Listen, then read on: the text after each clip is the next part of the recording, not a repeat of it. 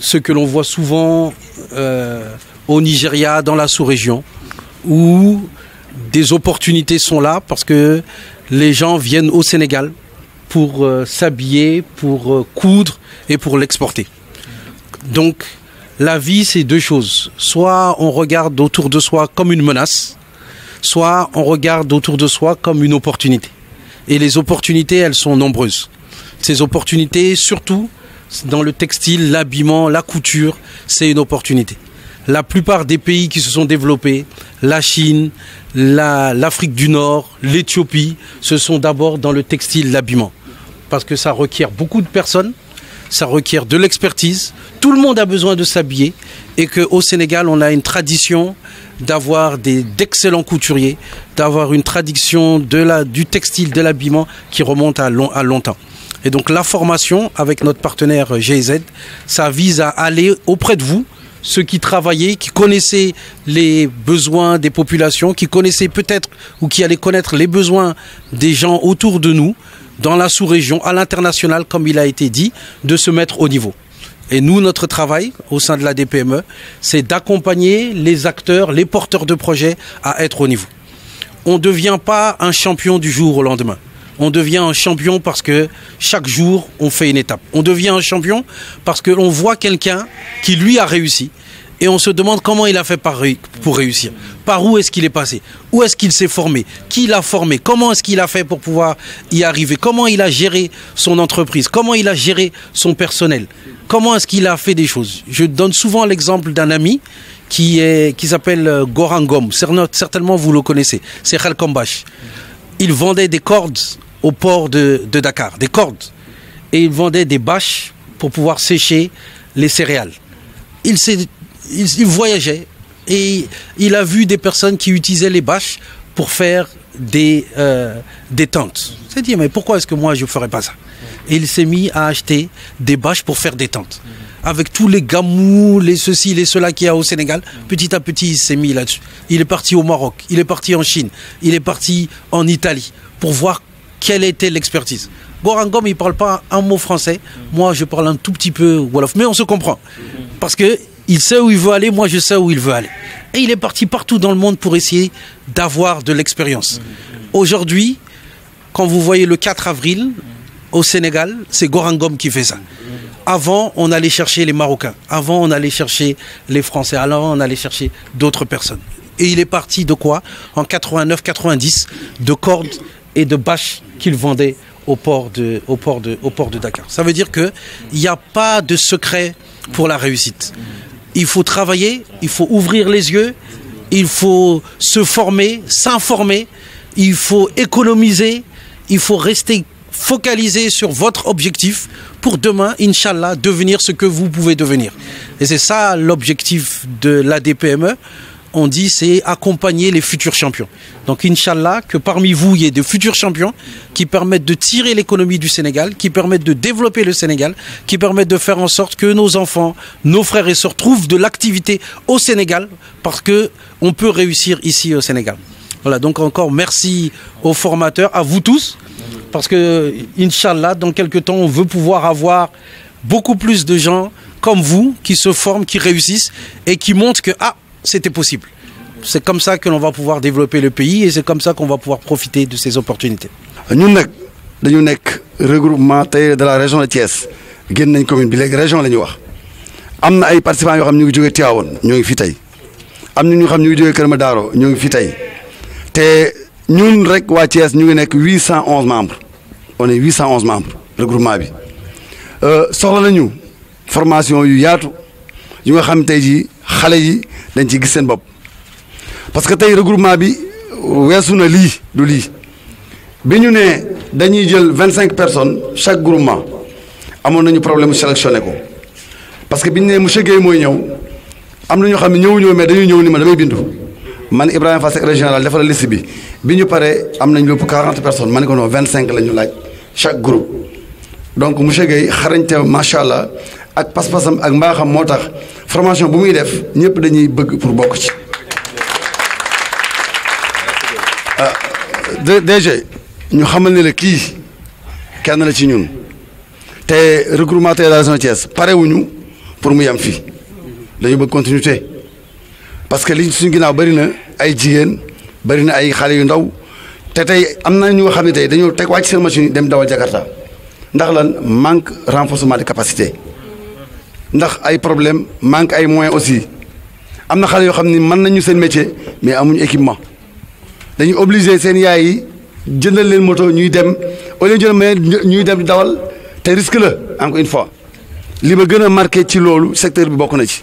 xale yi man seen métier dawal Jakarta kooku wax dëgg yàlla man daf ma dis trop ku ñu mën a jàppale ci regroupement bi xale yi di am équipement ñun bu doon 100 la suñu 80 dem na bu ñuy sonn ci mouvement bi li ñoo tax ku may ñaanal ma da nga may ñaanal sama ginnaaw yaatu ma boot xale yi yóbbu leen au sommet mais man soxlaatuma dara amatuma lu may prouvé ci liggéey bi mais ñii ñoo tax xale yi ndaw yi ñoo tax dañu leen bëgg a yóbbu au sommet bu ñu sañoon ngeen teg leen loxo pousse leen ba xale yi ñu fu ñuy dégg tailleur ci àdduna ñu dégg fi xale yi te nag bëgg naa incha allah ñu accompagner ma kii aussi mu accompagner ma xale yi ba ñu egg au sommet man loolu laa bëgg incha allah sant nañu baax a baax a baax a baax ADPME sant nañu baax a baax aussi encore une fois monsieur Guèye sant aussi GIZ parce que GIZ aussi suñu partenaire la te c'est pas la première fois ngeen ñëw ci ñun ñëwoon ngeen fii chambre de métier formé ñu donc ñu ngi leen di ñaanal yàlla seen mbir gën a yaatu te aussi professeur moom duñ ko wax dara dañ koy bàyyi yàlla incha allah professeur Aimé aussi ci machine bi ñu ngi lay sant di la gërëm encore une fois di sant aussi LG BG Babacar Gueye sax man est-ce que war nañu ko wax dara parce que Babacar si ñun la bokk Babacar kër gi dafay wax ne ma monsieur Ngom seen kër la tey moom nañu am problème mu salle mais bi ñëwee fii daf ñu ko ubbil yaatalal ñu ko amuñu frontière ci kër gi fii suñu kër la donc moom la def chambre de métier ou chambre de commerce mais daf ñuy monsieur Ngom fii seen kër la yéen a ko moom fii seen kër la benn ay cours am manqué na parce que élèves yi léegi déjà dañuy tardé pour ñun loolu dañ koy jégalu di ko ñaan yàlla centre bi yàlla gën a yaatu encore une fois il moo rek ma yokk ko ci regroupement tailleur de la région Thiès yaatal na benn centre de formation taxawal nañ ko am na siège ba pare dañ ko bëgg équiper incha allah di fa former xale yi parce que Thiès y a 10 marchés chaque marché am na cellule bu fa nekk am na président ñu soog a dajale région bi yëpp nag mais bëgg nañu taxawal benn centre formation pour regroupement bi incha allah di fa def renforcement de capacité. man nag maa ngi tudd Ousseynou Diop nekk tailleur marché Moussante may wax ni lii nga xamante ni moom laa bëgg a wax ci formation bi bari na bariwul ndax damay faral di wax ne formation bu mel nii ñu ngi ciy sant yàlla bu baax li tax ñu ci sant yàlla bu baax moo di bi ñu ñëwee dañu fee daje ak kilifa goo xamante ni muy kilifa gu xamante ni ku xam li muy def la parce que bu fekkente ni dañoo daje fii nekk juróom fukki nit kenn ku ci nekk yor atelier di ko dundal nga daje fii war fee def fukki fan te kenn yàkkamtiwul loolu kon dafa fekk ñu dajeek formateur boo xamante ni formateur bu am solo la ku xam li muy def la beneen bi ci des mooy balaa ñuy gën a sori il faut ñu gërëm ñi nga xamante ni ñoom ñoo waral lii am muy waa ADPME ak ñi nga xamante ni ñoom la ñu ci àndal ba ñu financé mbir mi ñu di leen ci sant bu baax di leen ci gërëm tey wax ni gis nga financement bi ak lépp luñ ci mënti def buñ ñu joxoon formateur boo xamante ni melul ni mu war a mel buñ fi defee ñaari fan dañuy delluwaat suñuy atelier toog fa donc kon ñu ngi sant waa ADPME di leen gërëm di gërëm formateur bi di leen wax ne leen lii ñu def dafa mel ni benn xeer bu jam ay picc yu bëree bëri foofu li ma koy leerale moo di juróom fukki chef d'atelier bu ñu dajee fenn di fa def formation loo leen jàngal lu ne ñooñu bu ñu fa jógee ñan lañ koy jàngal dañuy demaat ci atelier yi fekk fa ay xale di leen ko jàngal loolu mooy benn xeer boo xamante ni jëm na ay picc yu bëree bëri kon loolu ñun amuñu ci fay tudul di sant di gërëm rek di ñaan yàlla dolli leen ay xéwal barkeel li ñuy def di wax ne lépp liñ ñu defal gis nañu ko waaye lu ñu ko gën a dolli it mu gën a baax ndax it des na bu ñu la jàngalee ba pare li des nag mooy nga dem jéem koo sotti ci atelier bi jéem a améliorer sa liggéey ñu di leen sant di leen gërëm di ñaan nag ñu yokkal ñu lépp loo xamante ni jàpp nañu ne bu ñu ko defee dina gën a avancer le métier mi ci kanam rek ñu ngi leen koy ñaan ñu defal ñu ko di leen gërëm bu baax di leen sant bu baax a baax a baax tey wax ne exemple maanaam waa ADPM amuñu seen fay yàlla mi am seen fay yàlla na leen yàlla fay borom kër gi ñu ngi koy sant di ko gërëm ndax fii ñu nekk di fi def formation wax dëgg yàlla yaatal nañu yaatal boo xamante ni am na solo lool di sant ñëpp di gërëm ñëpp encore une fois waa ADPM vraiment ñu ngi leen di sant bu baax di leen gërëm di leen wax ni defal ngeen ñu loo xamante ni mënuñu leen koo fay xanaa di leen ñaanal rek li ngeen di liggéey sa borom defal leen ci ak yokkute goo xamante ni dina doon loo xamante ni lu am solo lay doon ba yàlla defal leen ci lu kawe seen njort waaye ñun ñi kenn ku ci nekk yëg nga loo xamante ni wax dëgg yàlla nekk nga ci atelier yi pendant des années di liggéey jëlee nga fi loo xamante ni yow vraiment liggéey dafa mel ni liggéeyu gumba rek nga daan liggéey waa ADPM nag sama kàddu yu mujj dama leen ne li wolof di wax naan may nit jën jàngal ko napp moo gën waaye yéen jàngal ngeen ñu napp. di wax ne formation bi am na lu bëri loo xam ne defar na ko ci ñun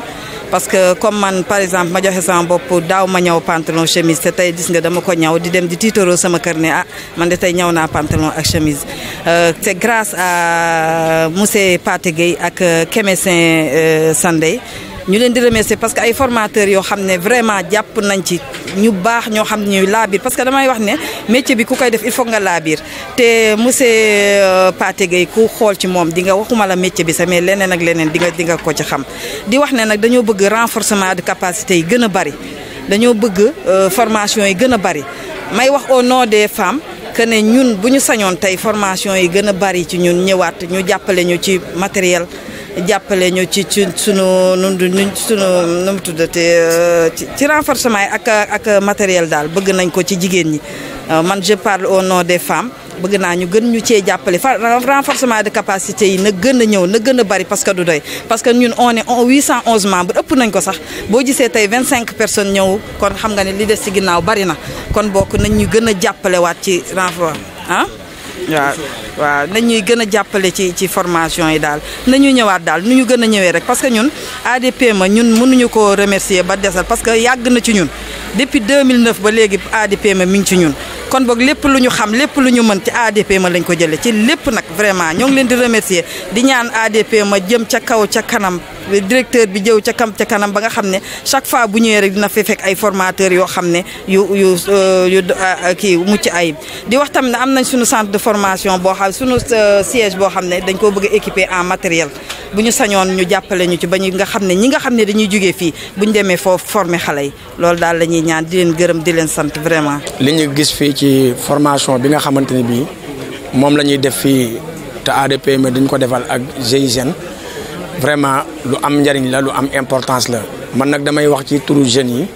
yi nga xamante ne bii ñoo fi nekk parce que lii lu ñu bëggoon la lu ñu rafetlu la vraiment di gërëm nag njiit diñ ci àndal ñu ngi leen ciy gërëm bu baax a baax a baax di gërëm nag formateur bi sunu tonton Pathé wax dëgg yàlla lim ñu fi jàngal nii vraiment gis nañ ni am na fu mu nu jëlee am na fu mu nu yóbbu tamit aussi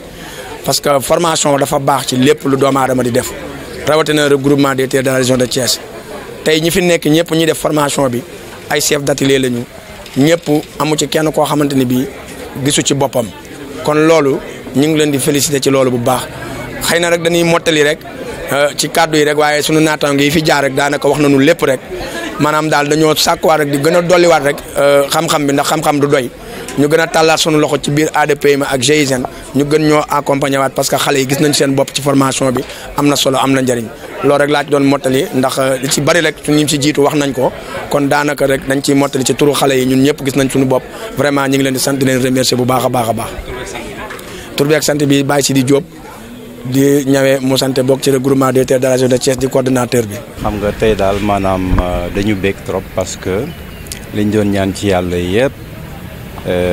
waa ma ne liñ doon ñaan mooy ci ma wàllu formation waa ADPM ak GIZ ñu ngi ñu koy matalal parce que suñu artisans yi góorgóorlu nañu jàmbaar lañu mais dafa am loo xam ne toujours dafay des parce que ñaw mooy métier boo xam ni bés bu jot mu changé alors ci biir loolu nag technique yi nga xam ni moom la ñuy ñawee léegi chaque jour day changé donc formation yu mel ni moom mooy tax suñu tailleur yi nekk à niveau ba ñu mun a ñaw loo xam ni lii vraiment macha allah non seulement dina mun a nekk fii ci réew mi mais dina mun a dem ba bitim réew mi incha allah. bokk na ci li nga xam ne lii moom la ñuy def nii mooy jàngal leen ñu am des méthodes scientifiques pour mun a dagg ñaw parce que xam nga problème mu taille yooyu ngay waxtaane nañ ko léegi avec monsieur le directeur parce que xam nga suñu tailleur yi dañu tàmm dagg à main levée neewuñ na sax baaxul mais booy def quantité ak qualité dafa laaj ngay dagg avec des normes internationales. norme internationale mooy permettre nga ñaw yére boo ko ñawee nga yóbbu ko fépp ci àddina bi ñu sol ko mu normal donc yooyu nag il faut ñu jàngal la ko won la xam ni nga xam ni fii noonu lañ koy tegee ci tissu ñu respecter norme yëpp pour que boo ñawee yóbbu bitim réew mu daal di sotti donc ci matière yi ñu doon def ci fii loolu bokkoon na ci kom waaw xam nga machine yi dafa am machine piqueuse industrielle machine piqueuse industrielle moom day ñaw rek lu jub mais ci wetam dafa am ñuy wax machine spéciale yi bari nañu yëpp mu ngi dépendre ci li ngay liggéey mais yi mënul ñàkk mooy ci machine spéciale yi léegi mënatoo ñaw te surfilé woo parce que qualité la mënatoo ñaw te boutonnière oo parce que da ngay gis nit ku ñaw ba sonn ndeysaan benn boutonnière yàq yére donc il faut ñu am des machines industrielles yoo xam ne ñooy permettre ñu mën a présenter qualité machine aussi dañu war a ànd ak ay guide léeg-léeg guide yi mooy permettre tailleur bi buy ñaw du sonn bu dugalee guidam daf koy jox directement fi mu war a ñaw booleeg loolu yëpp boo ci boolee ay techniques yu bees yi nga xam ni moom la ñuy ñawee macha allah loo def dina jaar yoon incha allah. xam nga ñun waxtaan nañu ci loolu yëpp xam nga Sénégal